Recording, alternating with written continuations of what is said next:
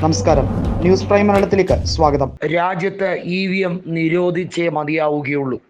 EVM വലിയ തോതിൽ കൃത്രിമം കാണിക്കാൻ സംഘപരിവാർ, അതായത് BJP അധികാരം നിലനിർത്താൻ ഉപയോഗിക്കുന്ന ഒരു മെഷീനായി തന്നെയാണ് ഇപ്പോൾ അതിനെ പ്രതിപക്ഷം കണക്കാക്കുന്നത്.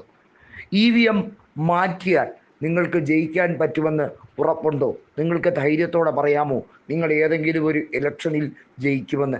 ഇല്ല. കാരണം നിങ്ങൾ അപ്പോൾ നേരിടാൻ പോകുന്നത് രാജ്യത്തെ പൗരന്മാരെ ആയിരിക്കും. അവർ വെളിവുള്ളവരാണ്. അവർ വിവേകത്തോടെ പെരുമാറുകയുള്ളൂ. നിങ്ങൾക്ക് അനുകൂലമായി വോട്ട് ചെയ്യണമെന്ന് യാതൊരു നിബന്ധനയുമില്ല.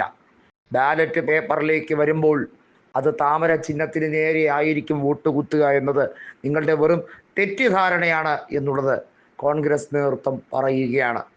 ഞങ്ങൾ ബാലറ്റ് വേണമെന്ന് പ്രതിപക്ഷ രാഷ്ട്രീയ കക്ഷികൾ ഒത്തൊരുമയോടെ പറയുകയാണ്. കോൺഗ്രസ് മാത്രമല്ല, സമാജ്വാദി പാർട്ടി, DMK, അതുപോലുള്ള നിരവധിയായ പാർട്ടികൾ, തൃണമൂൽ കോൺഗ്രസ് അടക്കമുള്ളവർ പറഞ്ഞുകൊണ്ടേയിരിക്കുകയാണ്. ഈ രാജ്യത്ത് നിങ്ങൾക്ക് ബാലറ്റ് സംവിധാനം തിരികെ കൊണ്ടുവന്നാൽ നിങ്ങൾക്ക് എന്നേക്കുമായി അധികാരം നഷ്ടപ്പെടും. നിങ്ങൾ 2-ൽ നിന്നാണ് തുടങ്ങി ഇപ്പോൾ ഒറ്റയ്ക്ക് ഭൂരിപക്ഷം 2014-ലും 2019-ലും ഒക്കെ കിട്ടിയത്. എന്നാൽ ഇതിന് പിന്നിലൊരു വൻ ചതിയുണ്ട്.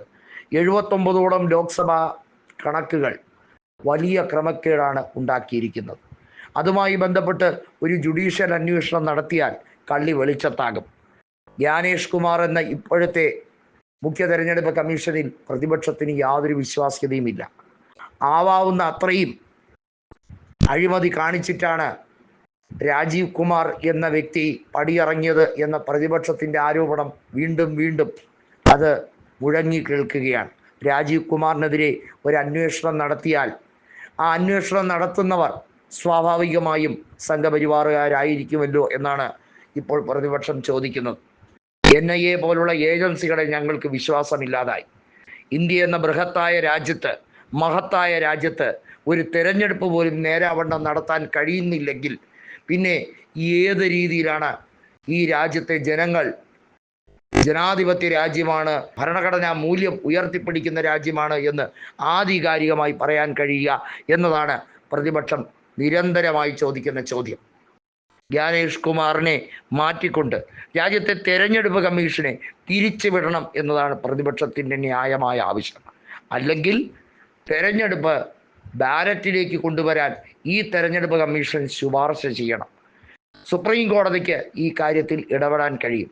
കാരണം രാജ്യത്ത് ആകെ നീതി ലഭിക്കാൻ സുപ്രീം കോടതിക്ക് കഴിയുകയുള്ളൂ. സർക്കാർ നീതി നടപ്പിലാക്കില്ല, ഇലക്ഷൻ കമ്മീഷൻ നീതി നടപ്പിലാക്കില്ല.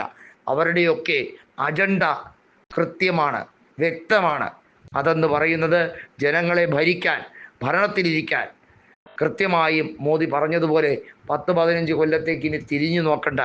ആരാണ് ഇദ്ദേഹത്തിനോട് പറഞ്ഞത് 15 കൊല്ലം കൂടി BJP തുടർച്ചയായി ഭരിക്കുമെന്ന്? അത് പറയാൻ ഇദ്ദേഹത്തിന് എന്ത് അവകാശമാണുള്ളത്? രാജ്യത്ത് തെരഞ്ഞെടുപ്പ് എന്നത് ഓരോ 5 കൊല്ലം കഴിയുമ്പോൾ വരുന്നതാണ്.